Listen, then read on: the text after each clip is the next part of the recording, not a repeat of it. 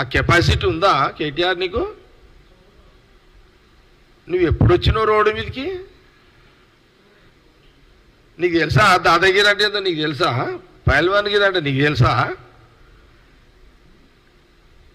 ఈడ తొడ కొడితే ఆడ గుండెలు అదిరిపోతాయి నీకు. నేను ఈడ తొడ కొడితే నీ గుండె జల్లు మంటది ఆడ కేటీఆర్ నీకాడ.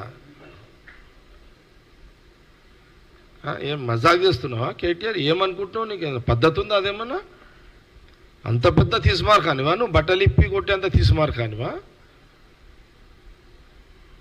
చాలు.